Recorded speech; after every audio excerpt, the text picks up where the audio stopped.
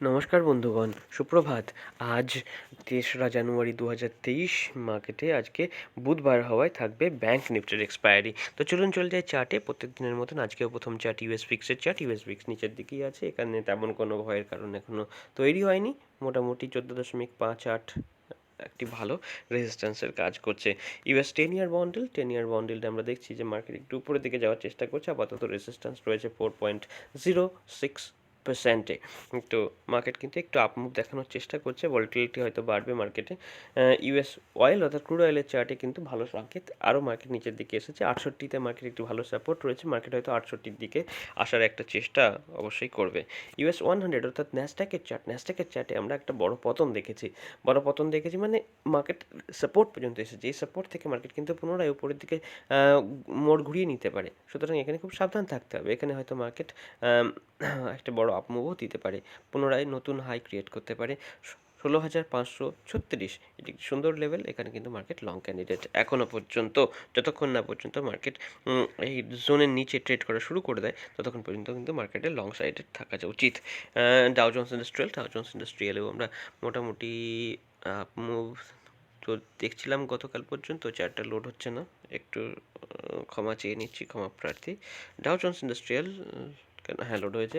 এবার দেখুন, Dao Jones ইন্ডাস্ট্রিয়ালে কিন্তু অ্যাকচুয়ালি লং করার স্তর হচ্ছে 37,000।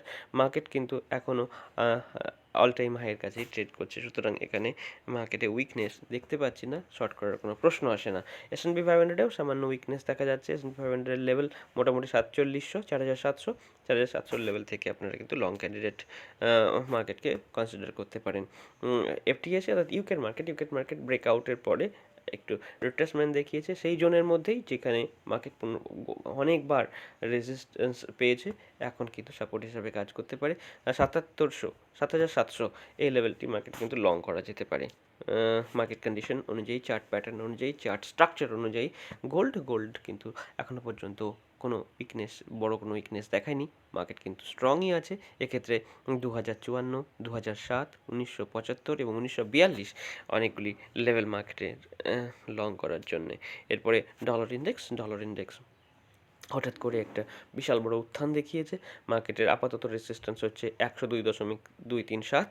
তো মার্কেট দেখা যাক, মার্কেট কিন্তু মারাত্মক একটা আপ মুভ দেখাচ্ছে, হয়তো রেজিস্ট্যান্স পেয়ে যাবে 102.37-এ।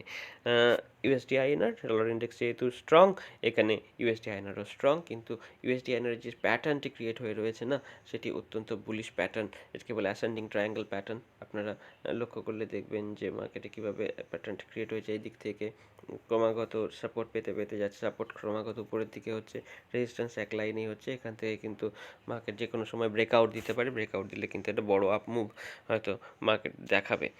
ইউরো ইউএসডি সঙ্গত কারণে নিচে এসেছে, ডলার ইন্ডেক্সের বিপরীতমুখী চার্ট, সুতরাং এখানে মার্কেট নিচের দিকে আসছে। মার্কেট আপাতত সাপোর্ট হচ্ছে 1.085-এর কাছাকাছি। এরপরে চলে যাব ইথেরিয়াম ইথেরিয়াম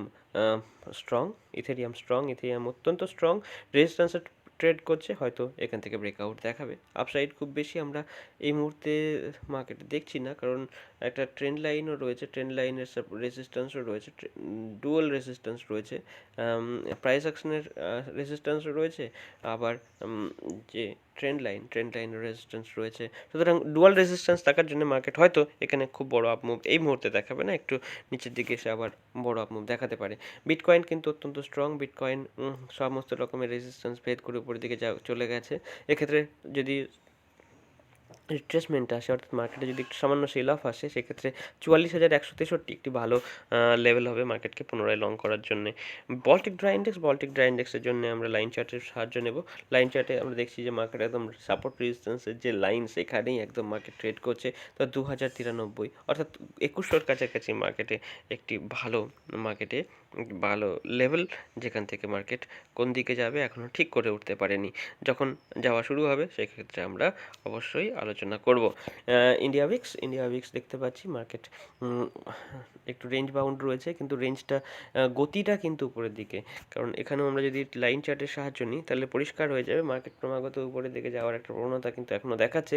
16.32 এই লেভেল থেকে হয়তো মার্কেট আবার রেসিস্ট্যান্স পেয়ে নিচের দিকে আসতে পারে। আপাতত মার্কেট স্ট্রাকচার কিন্তু স্ট্রং। এরপরে চলে যাবো ইন্ডিয়া 10 ইয়ার বন্ড ইল্ড। 10 ইয়ার বন্ড ইল্ড আস্তে আস্তে উপরে যাচ্ছে লাইন চার্টেরই সাহায্য নেবার একবার। সাপোর্ট নিয়েছিল 7.146% কাছাকাছি, তারপরে মার্কেট 7.247%-এর দিকে যাওয়ার একটা প্রবণতা দেখাচ্ছে, সেখানে হয়তো পুনরায় রেজিস্ট্যান্স পেতে পারে মার্কেট। এরপরে চলে যাব ইন্ডিয়া নিফটির চার্টে। নিফটিতে আমরা অনেক দিন ধরে আপ মুভ দেখছি। কালকে হঠাৎ করে একটু উইকনেস দেখিয়েছিল, ভলাটিলিটি বাড়িয়েছিল, আসলে উইকনেস কিছু নয়, আসলে ভলাটিলিটি বেড়েছিল। তো দেখুন মার্কেটের যে সাপোর্ট লাইন রয়েছে মোটামুটি 21,500-র কাছাকাছি, সেখান থেকে মার্কেট পুনরায় ফিরে গেছে। আজকেও যদি উইকনেস আসে সেক্ষেত্রে 21,500-র কাছে প্রাইস অ্যাকশন দেখে আমরা কিন্তু মার্কেটকে লং করার একটা সুযোগ পাবো। ব্যাংক নিফটির ক্ষেত্রে আমরা একটি বড় রেড ক্যান্ডেল দেখছি, অনেক দিন পরে একটা এরকম বড় রেড ক্যান্ডেল দেখলাম, কিন্তু আপাতত মার্কেট সামান্য উইক হলেও মার্কেট স্ট্রাকচার কিন্তু স্ট্রংই আছে। এখনও পর্যন্ত মার্কেট কে শর্ট করার মতন পজিশন আসেনি, যদিও 48,093 এই লেভেলটা এখন একটি এমন লেভেল হয়ে দাঁড়াচ্ছে যেখান থেকে মার্কেট কিন্তু সেল অন রাইজের সুযোগ দেবে। এরপরে চলে যাব ফিন নিফটিতে আমরা দেখছি যে মার্কেট উইকনেস দেখাচ্ছে। মার্কেটের আপাতত একটি মেক অর ব্রেক লেভেল দাঁড়াচ্ছে 21,583-র কাছাকাছি। তার নিচে মার্কেট ট্রেড করা চালু করলে ইন্টারডে বেসিসে আমরা কিন্তু শর্ট পজিশন নেওয়ার কথা ভাবতে পারি। শর্ট পজিশন অবশ্যই হেজড, অর্থাৎ স্প্রেডের মাধ্যমে। মিড ক্যাপ নিফটিও ভলাটিলিটি বাড়িয়ে দিয়েছে, ভলাটিলিটি বাড়িয়ে এবারে লেভেল হচ্ছে 9,969, এই লেভেলে কিন্তু মার্কেটকে লং করার জন্য একটি অবকাশ মার্কেট দেবে। এরপরে সেন্সেক্সের চার্টেও আমরা দেখছি যে একই রকম মার্কেট কিন্তু ভলাটিলিটি সামান্য বাড়িয়ে দিয়েছে। এক্ষেত্রে আমাদের ভালো সাপোর্ট হচ্ছে 71,522, কিন্তু সাপোর্ট ভঙ্গ হয়ে নিচে আসা শুরু হয়ে গেলে সেক্ষেত্রে কিন্তু আমাদের বাহাদুরি দেখানো উচিত হবে না। সেক্ষেত্রে মার্কেটে শর্ট পজিশন ক্রিয়েট করার কথা ভাবতে হবে। এবং অবশ্যই শর্ট করার কথা বললে আপনারা জানবেন যে আমরা স্প্রেড করার কথা বলছি।